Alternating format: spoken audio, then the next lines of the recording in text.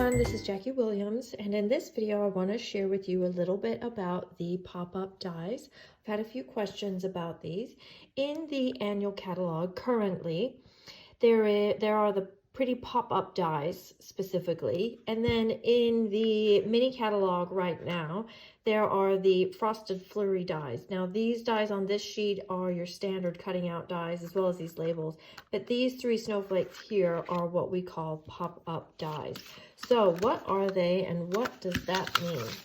So this is an example of the pretty pop-up dies, and basically it doesn't cut out an outline or a shape around the dies, and it partially cuts out the images in here.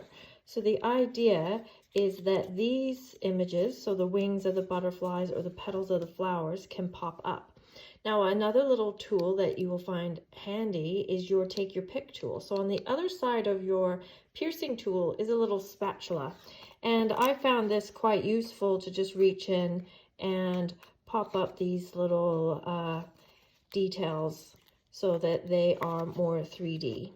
You can also turn it over and push them forward from behind.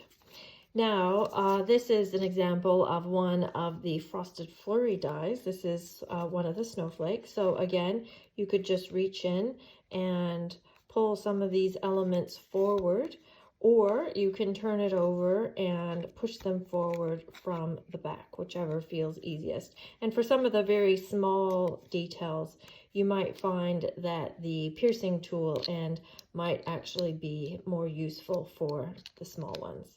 Now let's move on to our project. So I've made an unusual size card base tonight because I had an idea in my head, and so I just sized the cardstock base to fit. So I've cut it to 6.5 inches by 6 and then scored it at 3 inches.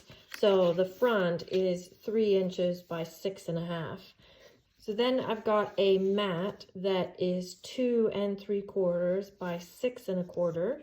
And then a white piece that is then 2 5/8 by 6 1/8.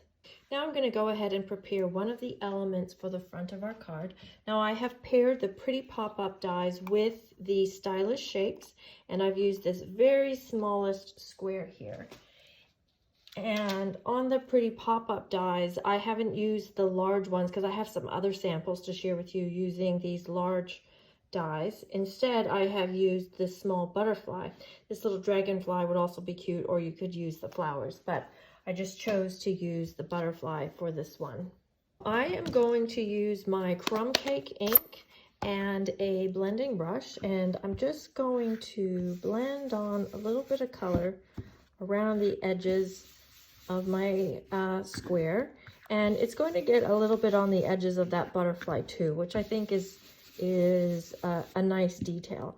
And then I've just blended a bit of color here on this little square that's ultimately going to go behind. So then what I would do is just pop up these butterfly wings, and then I'm going to use just some little dots of Tombow glue. You could use glue dots if you preferred, and go ahead and glue that to this crumb cake square.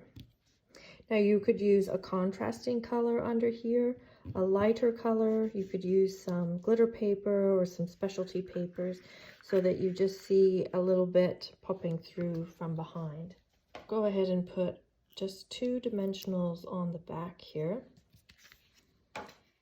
And I have some other ones already ready here. I have a couple of gray granite butterflies and a couple of craft butterflies.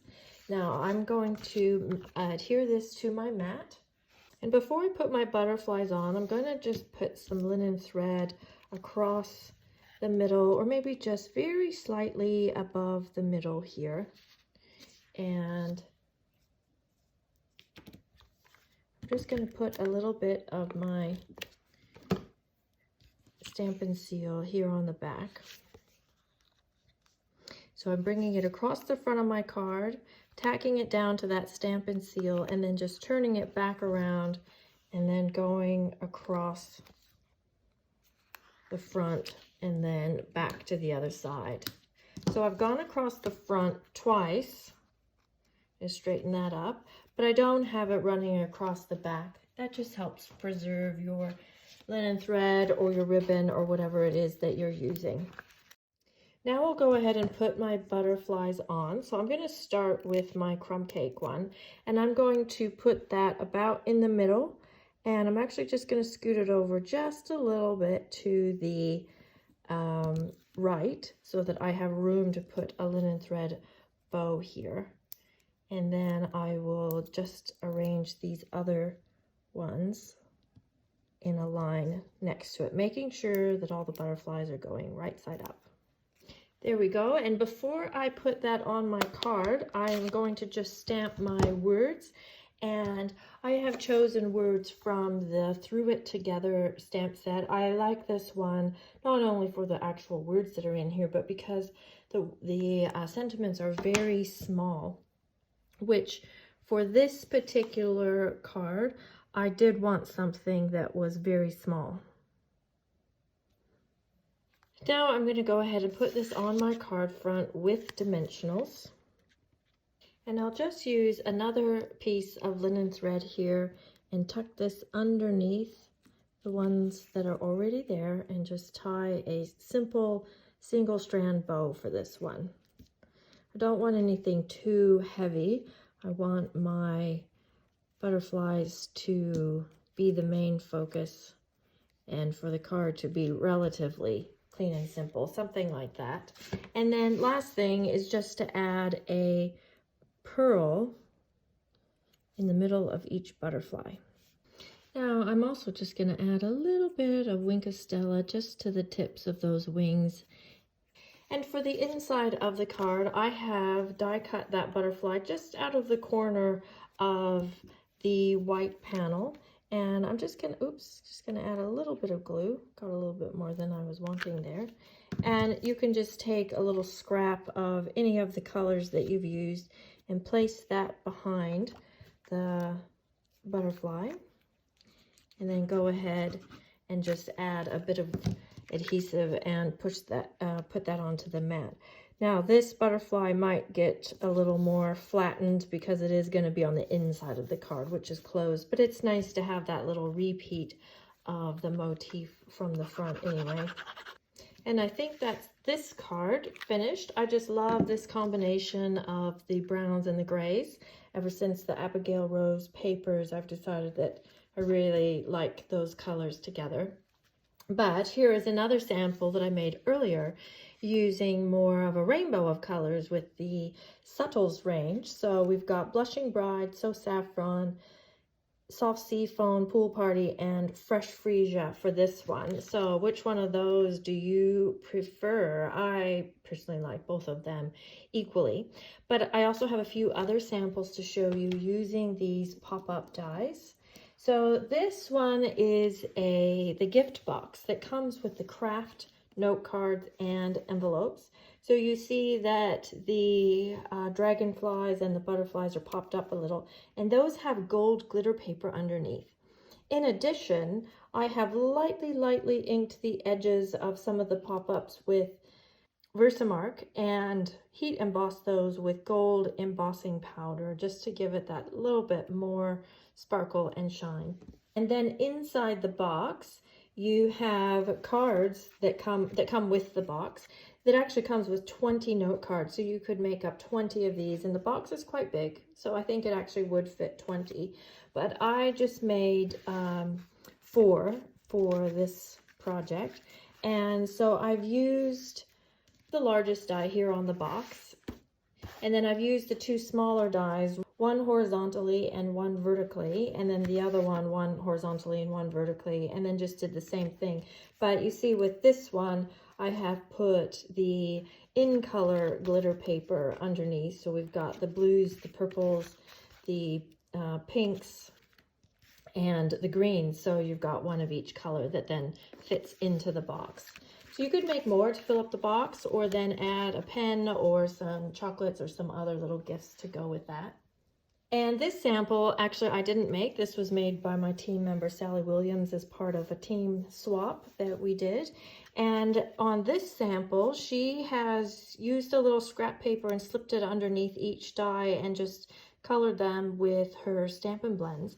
So that is a very beautiful effect as well to really bring out those details and the pop-up effect. Now on this sample, I've actually used the Trimming the Tree dies, which were only available during September, but just thought I would show you this sample anyway. So that die set did have a similar type die, a pop-up die. You see how the tree doesn't cut out, it just cuts the details of the tree. And so I've put the evergreen glitter paper underneath there.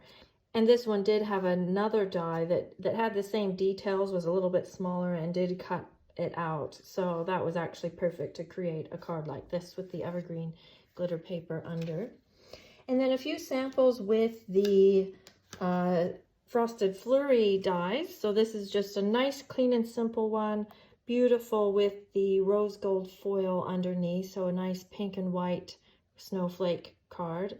And I just love how that flash of foil underneath catches the light. And then this one's actually one that my daughter Madeline made. She just picked some of her favorite colors, and this time instead of having specialty paper underneath or paper, she's actually inked underneath paper underneath with just some blending brushes and her inks to create little spots of color underneath each snowflake. So we have lots of samples for these beautiful pop-up dies, and I hope that clarifies how these can work for your projects. If you have any questions or comments, please leave them below. I always appreciate hearing from you. If you have a friend who would enjoy this video, please share. And of course, please subscribe, and I look forward to sharing with you next time. This is Jackie Williams. Bye-bye.